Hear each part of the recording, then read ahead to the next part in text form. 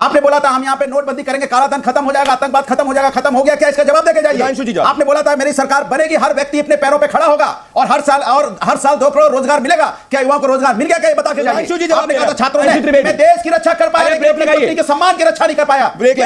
अरे अब चुप रहिए, क्यों पीछे बोल रहे हैं भाई? आप सुधांशु त्रिवेदी से सवाल पूछ रहे हैं, जवाब तो देने दीजिए। क्या है? सुधांशु त्रिवेदी से सवाल पूछ रहे हैं, आप उनका जवाब दे देंगे।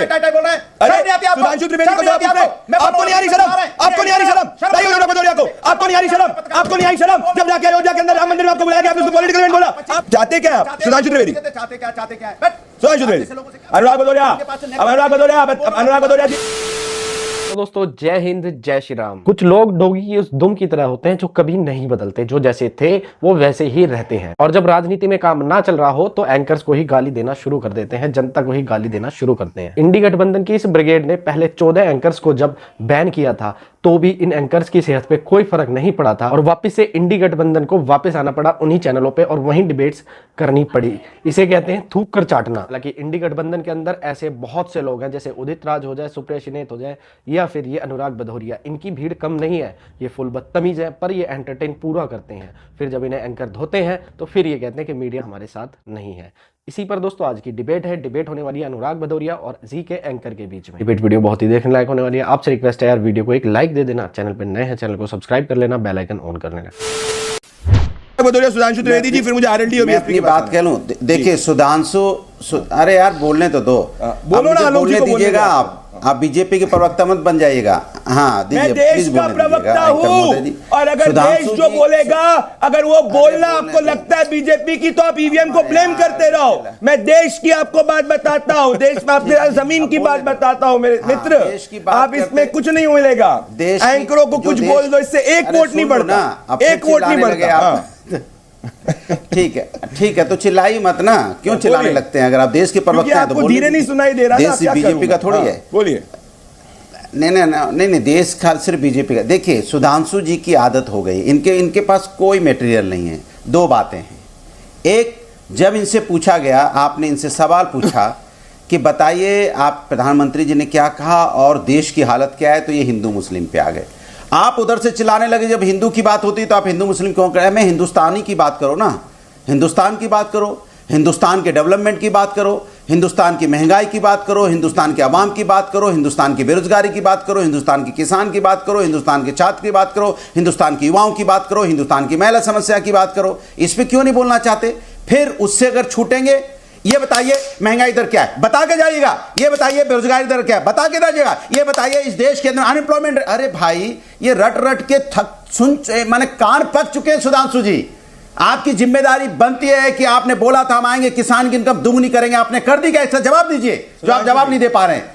आपने बोला था हम यहाँ पे नोटबंदी करेंगे, काला धन खत्म हो जाएगा, आतंकवाद खत्म हो जाएगा, खत्म हो गया क्या? इसका जवाब देके जाइए। आपने बोला था मेरी सरकार बनेगी, हर व्यक्ति अपने पैरों पे खड़ा होगा और हर साल 2 करोड़ रोजगार मिलेगा।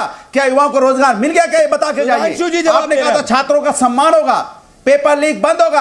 आज पेपर लीक यहाँ पेपर लीक लगातार हो रहा है, छात्रों के ऊपर लाठियों की बौछार हो रही है। आप बता के जाइएगा। आपने कहा था महिला अत्याचार रुक जाएगा।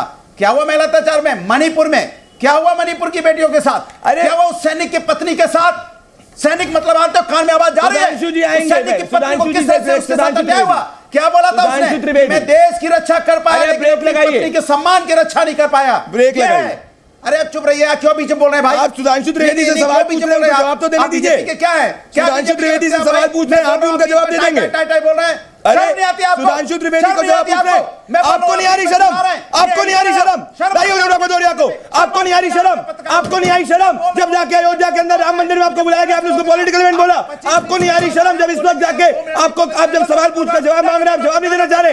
इतने फ्रस्ट्रेट हो चुके हैं आप, इतने फ्रस्ट्रेट हो चुके हैं आप, इतने। मैं आपसे पूछ रहा हूँ, जब आप हरा कुर्ता पहनते तो कौन से कलर का कुर्ता पहन के, हर दिन एक कलर का कुर्ता पहन के आते, क्यों नहीं आते? मैं पूछता हूँ। जब भी हिंदू की बात करें तो हिंदू मुस्लिम, जब भी आपसे सच्चे सवाल पूछो तो आप कहते हो कि भाई भाजपा का एजेंडा चलाओ, भाजपा का एजेंडा चला रहे हो। जब बीजेपी जवाब देने की बात है या बीजेपी से सवाल का जवाब नहीं देने दे रहे, चाहते क्या आप? चाहते क्या आप? सुधांशु त्रिवेदी चाहते क्या? सुधांशु त्रिवेदी, अनुराग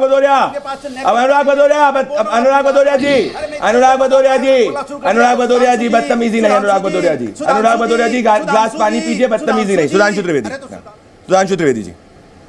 वो जवाब दे रहे हैं आपका। देखिए मेरी बात साबित हो गई। मेरी बात साबित हो गई। अनुराग भदौरिया जी के पास एक भी तथ्य का उत्तर नहीं था। वो कहते रट रट के कान पक गए। ये पढ़ी लिखी पार्टी का प्रवक्ता है। अखिलेश यादव जो है फॉरेन रिटर्न है और वो कह रहा है महंगाई की दर, विकास की दर इससे मतलब नहीं। इसीलिए मैंने सिर्फ उतना नहीं बोला, मैंने कहा भारत का फॉरेन एक्सचेंज रिजर्व बताओ कितना है, भारत का गोल्ड रिजर्व बताओ। अब मैं बता देना चाहता हूं क्योंकि मुझे पता था इनके पास मुद्दे नहीं है और सिर्फ इनको आए बाएं चिल्लाना है। और इन्होंने कहा सुरक्षा, तीनों मुद्दों बताता हूं।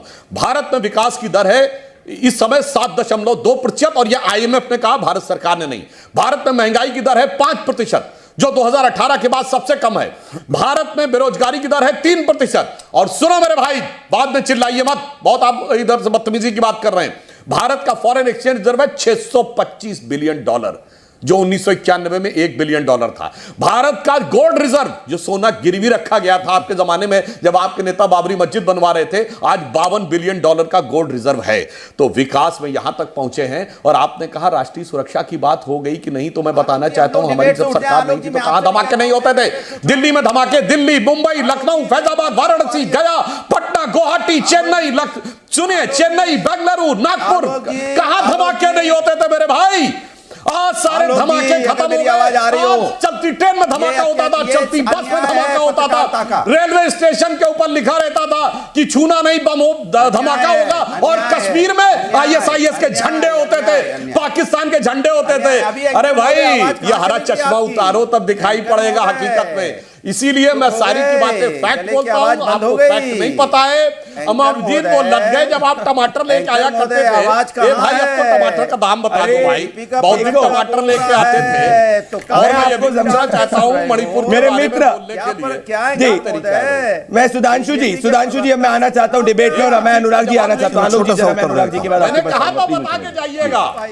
भारतीय राजनीति के अंदर अगर हम दिया लेकर वो भी भरी दोपहरी में इन नेताओं जैसे कोई और सैंपल ढूंढेंगे तो कहीं नहीं मिल पाएंगे। और अपने बोलने की वजह से ये हरिया काका पहले एक बार फरारी भी हो चुकी है। जब यूपी सीएम योगी आदित्यनाथ जी से इन्होंने पंगा लिया था और उनके लिए भी अभद्र भाषा का प्रयोग किया था, तो ये भागे फिरे थे। बाकी आपको डिबेट कैसी लगी? डिबेट वीडियो अच्छी लगी तो वीडियो को लाइक कर देना, चैनल पर नए हैं चैनल को सब्सक्राइब और बेल आइकन ऑन कर देना। कल फिर मिलता है एक और डिबेट वीडियो के साथ, तब तक के लिए जय हिंद, वंदे मातरम, जय श्री राम।